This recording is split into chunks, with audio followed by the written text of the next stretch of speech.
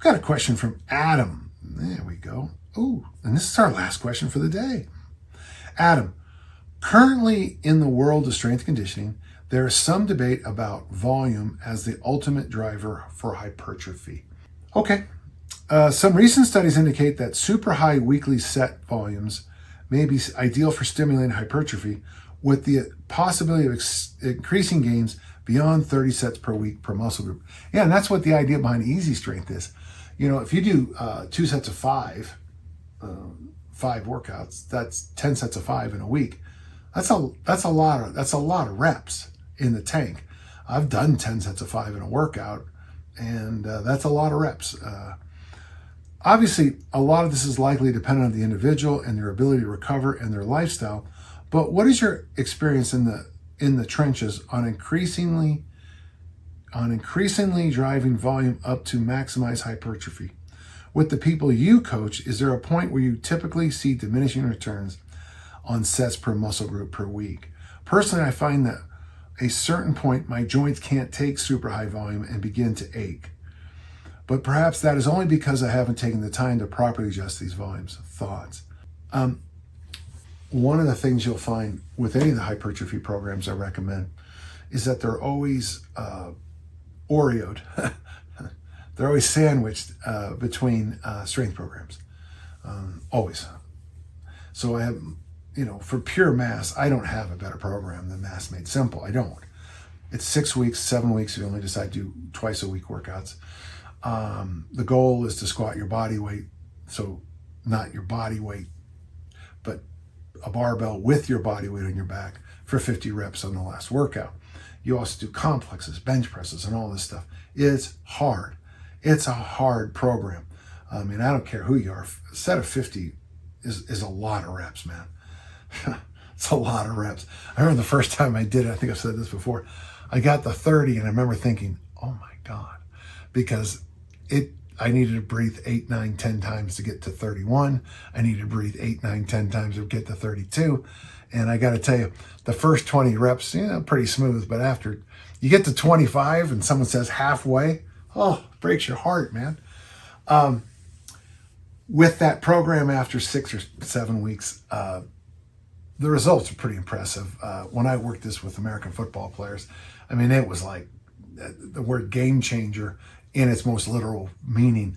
It changed games. I mean, my athletes were coming in, an additional 10 or 15 pounds heavier of just, angry, lean body mass, okay?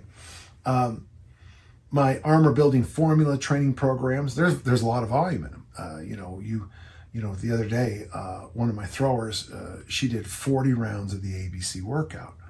Well, 40 times those 3 front squats, it's 120 front squats. That's a lot of front squats. I don't care who you are. And she noted that I said to her, how are you feeling? She said, the weirdest thing, coach, I just feel like I can't eat enough this summer. And the other thrower, Sophia, she goes, yeah, and what's with this 2 and 3 hour nap I'm taking every afternoon? So when you're doing a high volume in a workout, you do notice things. You notice that you want to take a nap, you want to eat everything in sight and then take a nap. And that's actually a good sign if you're on a mass building program. Now, when we slide over to the competitive lifters, some of the best bodies I've ever seen in my life. And of course, someone's gonna say, well, it's drugs. Okay, good for you. But like in the 2020s, there's no drug use, right? Yeah, we're all clean. I am, but you know what I mean. So you go to these elite powerlifting meets and these elite Olympic lifting meets, and especially in the lighter classes.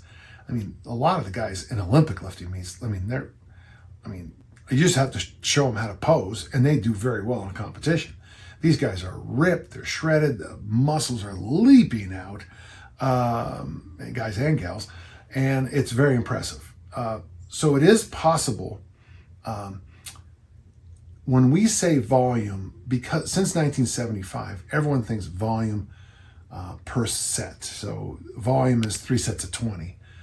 But if you're doing 20 sets of 3, but you're using massive load, kind of what an Olympic lifter would do, your body will respond.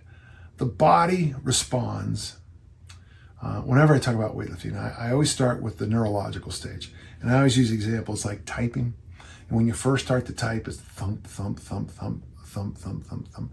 But as you get as you do it more and more and more, that symphony of the nervous system starts to happen and you become very efficient. When you first start to lift, you don't coordinate things very well and you're not very strong. Very quickly, 6 to 8 weeks, especially if you're using something like a machine that takes care of a lot of it for you, the balance and the asymmetries of your body. And, you can even, watching people use the universal bench press when I was young. They would bench press like this and that strong arm, get all the benefits. And also when they slid like that, they changed the angle and made it so they could lift more. Brilliant idea. But after a while, the body goes, holy cow, I don't know what's going on out there, but every time we go to this place, we are expected to add more and more load. So let's have what Rob Wolf calls the hormonal cascade. And I think that is what builds hypertrophy. So I think it's real hard. Now there are beginner gains, and we all know that, but I think it's real hard to just count on that beginner gain for your whole career. And that's why I think you've got to always keep the balance of intensity, which can also just simply be called load, volume, that's the reps, that's the sets. It can also be the number of exercises. And of course, the third one is density, same amount of work in less time or more work, same time. Those are the 3 keys to hypertrophy. And I beat it to death in the armor building formula. But I just wanted you to keep all this in mind for me, okay?